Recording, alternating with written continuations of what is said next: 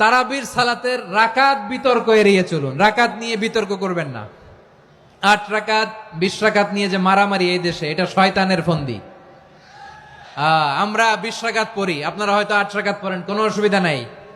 আমরা যারা 20 রাকাত আমরা পড়তেছি, আমরা 20 রাকাতের কথাই বলি। 20 রাকাত আমরা পড়বো আজীবন। সৌদি আরবে মক্কা মদিনায় 20 রাকাত পড়ে, কোনো অসুবিধা নাই। অন্যান্য মসজিদগুলোয় 8 রাকাত পড়ে। এই নিয়ে এদের মধ্যে মারামারি আছে? লাইলাতুল কদরি খায়রুম মিন আলফি শাহর, 1000 মাসের চেয়েও সেরা।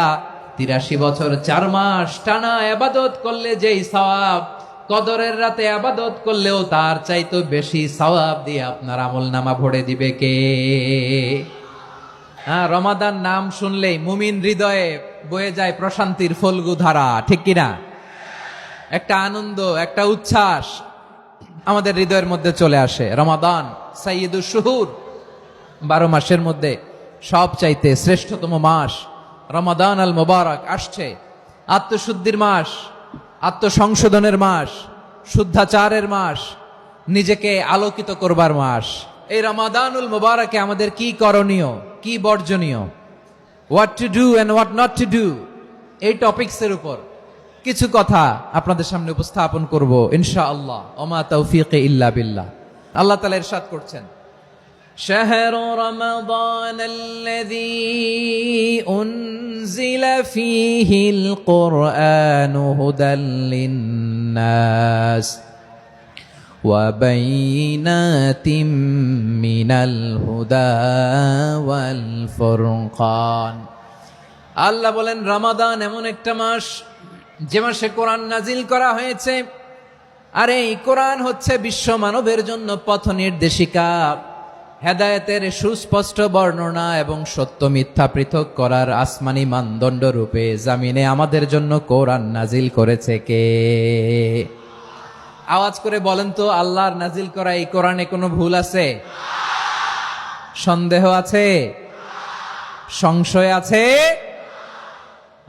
বিয়ন্ডলেস, বাউন্ডলেস, বটমলেস এমন কিতাব যেটা পড়ে গবেষণা করে এর তথ্য, উপাত্ত, ইনফরমেশন, লেসন নিয়ে শেষ করা যায় না। সুবহানাল্লাহ। আল্লাহ বলেন এই কোরআনকে আমি রমাদানে নাজিল করেছি, যেটা বিশ্ব মানবের জন্য পথ নির্দেশিকা।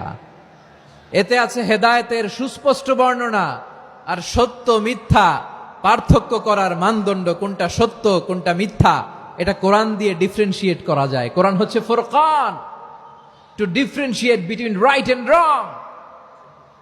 কোনটা সত্য কোনটা মিথ্যা, কোনটা ভুল কোনটা নির্ভুল, এটা কোরআন দিয়ে যাচাই করা যায়। চিল্লায় বলেন ঠিক কিনা? এজন্য এই কোরআন দিয়ে আমাদের জীবন সাজাতে হবে। কোরআন দিয়ে জীবন না সাজালে জীবন আলোকিত হয় না। কোরআন দিয়ে পরিবার না সাজালে পরিবার আলোকিত হয় না। কোরআন দিয়ে সমাজ না সাজালে সমাজটা শান্তিময় হয় না। শুধু দুর্নীতি দমন কমিশন দিয়ে দুর্নীতি বন্ধ করা যায় না। কোরআনের আইন বাস্তবায়ন করা ছাড়া এই সমাজ থেকে দুর্নীতি বন্ধ করা যাবে না। চিল্লায় বলো ঠিক কিনা? আমার প্রিয় ভাইরা, এই কোরআন নাজিল হয়েছে রমাদান আল মুবারক, এই বরকতময় মাসে। তাই আমাদের উচিত আসন্ন যে রমাদান আল মুবারক, এই রমাদানে কোরআনের সাথে নিজেদের সম্পর্ককে বাড়ানো। আপনি কি জানেন কোরআন নিয়ে কোন ফেরেশতা পৃথিবীতে এসেছিল? জানেন ফেরেশতার নাম কি বলেন তো? জিবরিল আলাইহিস সালাম। সাইয়েদনা জিবরিল কোরআন নিয়ে এসেছেন, ফলে উনি হয়েছেন শ্রেষ্ঠ ফেরেশতা।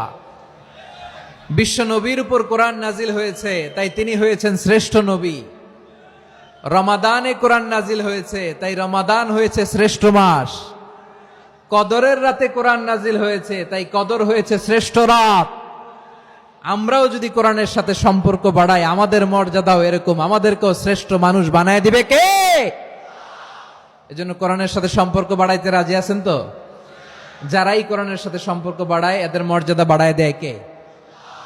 শাবান মাস আসলে, রজব মাস আসলে সাহাবারা কি করতেন আসুন আমরা দেখি কিভাবে তারা রমাদানকে ওয়েলকাম জানাতেন।